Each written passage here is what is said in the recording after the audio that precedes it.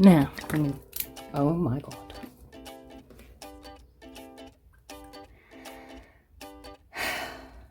Why is this lid not closed? Well, that's a fuck. I'm glad I didn't get it on myself. Alright, I'll be back. Guys, what are you doing? Alright, I'm not also impressed by that, but in case, why was that lid not properly closed? I'm glad it didn't spill during shipping. This was very expensive stuff, so yeah.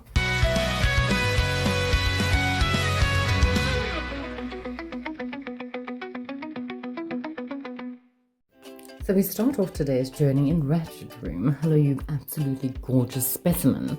And thank you for joining me today on this, well, it'll certainly be an adventure. So I finally managed to get hold of a rust kit. And by rust kit, I don't mean something to prevent rust. I mean something that is going to make rust. So thankfully, Africote still exists. There was this massive craze between the mid to late 2000s where people were using cement-based paints, gypsum-based paints, and stucco, and a lot of these types of things where, you know, you do effects. So this is a rust effect that I'll be doing today, and all of this is what I'll need and what you would need if you got a kit like this yourself, except for this. These are sunglasses. Very awesome sunglasses, I'll have you know. But here we have the rust paint undercoat, the rust paint. This is a chem stain, and those are the two oxidizers.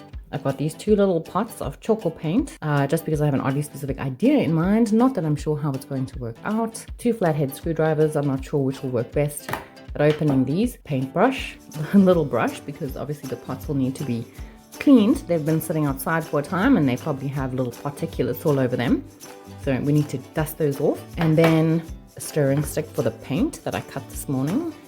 Cut it gloriously. Can you see how I cut it? And then a paintbrush. Alright, but let's get into it. I'm just giving you a heads up that this is what my foot situation will be looking like in the video. Not by choice, but because I had my toenail removed. This foot is really cold, so it has a sock on it. This one is really sore and I don't want to move it, so, you know, but you gotta keep keeping on. And giving us a hand today will be Poppy and Dexter. Guys, I just don't want you to get full of paint, please. But, you know, it's all good. Let's get cracking. And the camera cut out, of course it did. But in any case, I've given this a good shake.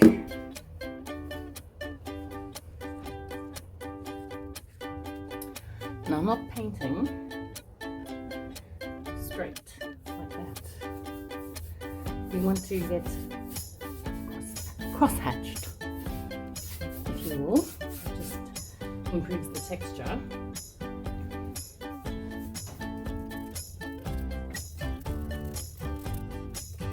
I'm not painting underneath just because it is a planter and it will have water added to it to water the plant. So you want to make sure not to coat it entirely.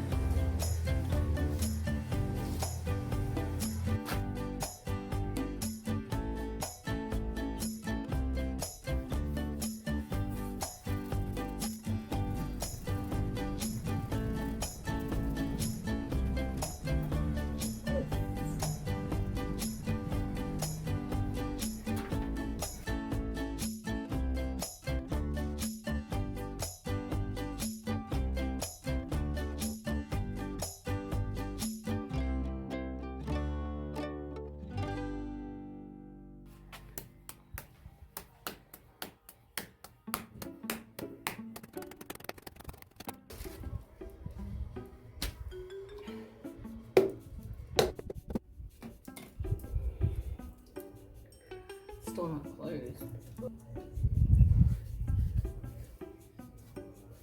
I literally put stuff down because I didn't want to mess. Like, what is happening?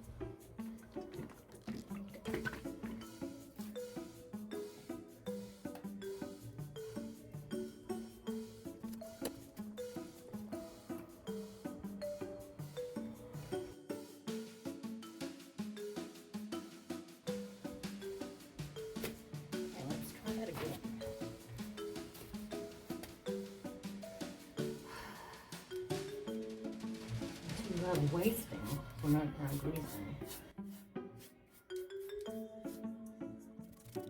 Now this has metal bits in it.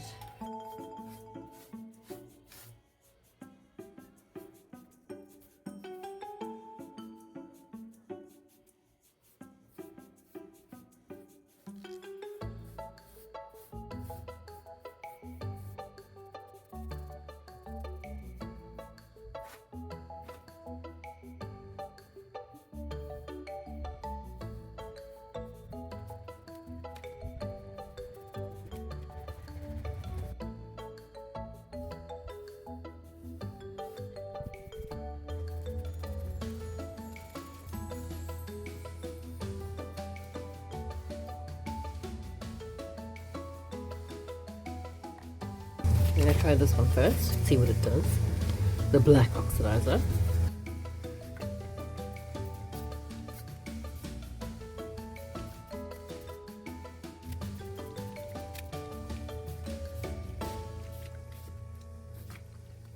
Now the rust brown.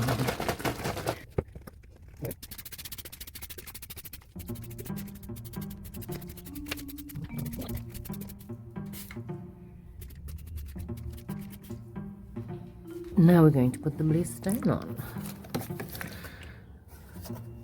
Can you see? Oh god. Except that it was a batch from 2020 and it'll need a good shake. It's also really dirty. It looks like it's been sitting on a shelf for far too long. No incidents, thank goodness. Now I'm going to test it on a side that won't be visible using a pipette.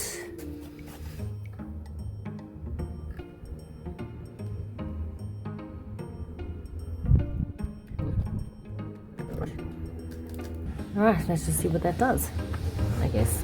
Okay, so because the blue chem stain did not work, I don't know if it's because it's old or if it's just, I don't know why I bought, well, I don't know why it was sold to me, because it didn't work. So I'll have to make my own plan. And while I'm at it, I just want to test this glow-in-the-dark paint and see how it dries.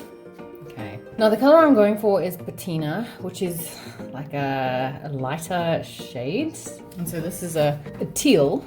I've got a, can you not absolutely harass the couch, Dexter? Thank you. All right, this is a stippling brush that I'm using. All right, that is obviously not the color of Patina, so I'm gonna add some white. I'll most likely have to add, probably, we'll figure that out in a second. I think I will need some yellow though. So I'll just plop that on the other side. I have no idea what I'm doing or what the effect is that I'm going for, but you know, that's fine. And this is why using a palette knife is advisable, because that way you don't get all the paint in the damn brush. Alright, well, yes.